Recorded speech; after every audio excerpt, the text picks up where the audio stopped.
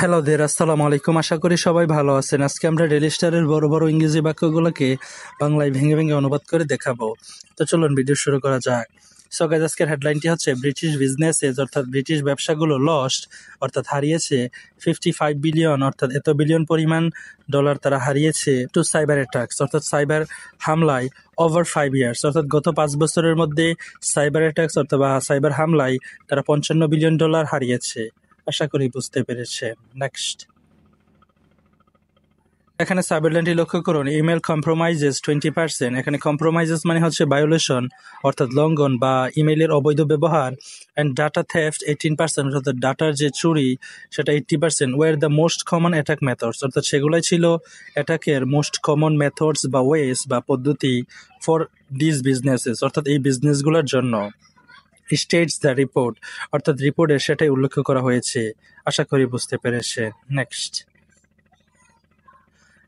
British businesses অর্থাৎ British ব্যবসাগুলো have lost অর্থাৎ তারা হারিয়েছে অ্যান এস্টিমেটেড অর্থাৎ আনুমানিক 44 বিলিয়ন অর্থাৎ এত বিলিয়ন ডলার ইন রেভিনিউ অর্থাৎ রাজস্ব ওভার দ্য ফার্স্ট 5 ইয়ার্স অর্থাৎ গত 5 বছর ধরে, ডিউ টু সাইবার অ্যাটাকস অর্থাৎ সাইবার অ্যাটাক বা হামলার কারণে। উইথ মোর দেন হাফ অর্থাৎ হাফের চেয়েও বেশি, যেটার পরিমাণ হচ্ছে 52% অফ প্রাইভেট সেক্টর কোম্পানিজ অর্থাৎ প্রাইভেট সেক্টর কোম্পানিগুলা রিপোর্টিং অ্যাটলিস্ট ওয়ান ইনসিডেন্ট অর্থাৎ তাদের সাথে অন্তত 52% প্রাইভেট সেক্টর কোম্পানির সাথে সাইবার অ্যাটাকের ঘটনা ঘটেছে।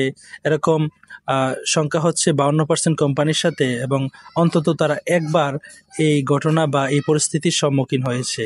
According to insurance broker firm Howden অর্থাৎ হাউডেন যে সংস্থা রয়েছে তাদের অনুসারে। আশা করি বুঝতে পেরেছেন। Next, the most common attack methods অর্থাৎ সবচেয়ে কমন যে অ্যাটাক মেথড রয়েছে বা পদ্ধতি রয়েছে ওয়ার্স ইমেল কম্প্রোমাইজ অর্থাৎ ইমেল যে অবৈধভাবে ব্যবহার সেটা হচ্ছে একটা common methods, and data theft এবং ডাটার চুরি উইথ লার্জার কোম্পানিজ এবং যে লার্জার বা বৃহৎ কোম্পানিগুলো রয়েছে আর্নিং ওভার 100 মিলিয়ন অ্যানুয়ালি, যারা কিনা বাৎসরিকভাবে 100 মিলিয়ন ইনকাম করতেছে, পার্টিকুলারলি ভালনারেবল এবং সেগুলো বিশেষ করে ঝুঁকিপূর্ণ। আশা করি বুঝতে পেরেছেন। নেক্সট, অন ওভারেজ অর্থাৎ গড়ে সাইবার অ্যাটাকস রেজাল্টেড ইন এবং এই সাইবার অ্যাটাক বা হামলাগুলা রেজাল্টেড ইন অর্থাৎ ঘটিয়েছে বা ফলস্বরূপ যা হচ্ছে 1.9% রেভিনিউ লস অর্থাৎ যেটা কিনা এত পরিমাণ পার্সেন্ট রেভিনিউ লস ঘটাচ্ছে ফর বিজনেসেস অর্থাৎ বিজনেসগুলোর জন্য, অ্যাজ রিপোর্টেড বাই রয়টার্স অর্থাৎ যেটা কিনা রয়টার কর্তৃক রিপোর্ট বা প্রতিবেদন করা হয়েছে। Next,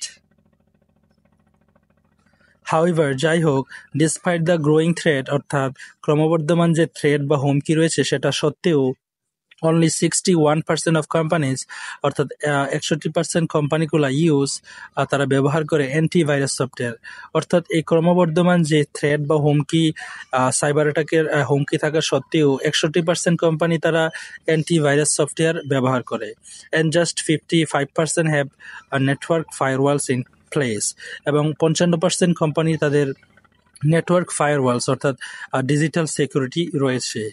cost and insufficient IT resources অর্থাৎ খরচ এবং অপর্যাপ্ত যে আইটি রিসোর্সেস আর সাইটেড অর্থাৎ সেগুলোকে উল্লেখ করা হয়েছে এজ কি অবস্টেকল অর্থাৎ প্রধান প্রতিবন্ধক হিসেবে টু ইমপ্রুভিং সাইবার সিকিউরিটি অর্থাৎ সাইবার সিকিউরিটিকে বৃদ্ধি করতে বা উন্নত করতে এগুলাকেই মূলত কি অবস্টেকল অর্থাৎ প্রধান প্রতিবন্ধক হিসেবে সাইটেড অর্থাৎ উল্লেখ করা হয়েছে অ্যাজ পার দ্য রিপোর্ট অর্থাৎ রিপোর্টে বা রিপোর্ট অনুসারে। নেক্সট, সাইবার ক্রাইম ইজ এসকেলেটিং অর্থাৎ সাইবার অপরাধ ইজ এসকেলেটিং অর্থাৎ বৃদ্ধি পাচ্ছে এজ যেহেতু বিজনেস বিকাম ইনক্রিজিংলি অর্থাৎ ব্যবসাগুলো যেহেতু হয়ে উঠছে বা পরিণত হচ্ছে ইনক্রিজিংলি অর্থাৎ ক্রমবর্ধমানভাবে ডিপেন্ডেন্ট অন টেকনোলজি অর্থাৎ টেকনোলজির উপরে যেহেতু তারা ডিপেন্ডেন্ট হচ্ছে, সাইবার অ্যাটাক বা ক্রাইমের যে প্রবণতা বা সেটা বৃদ্ধি পাচ্ছে। Said Sarah Neild, head of UK cyber retail at Howden অর্থাৎ হাউডেনের যে সাইবার রিটেলের যে হেড রয়েছে তার নাম হচ্ছে সারা নিল্ট, তিনি সেটা বলেছে টু রয়টার্স অর্থাৎ রয়টারকে। নেক্সট,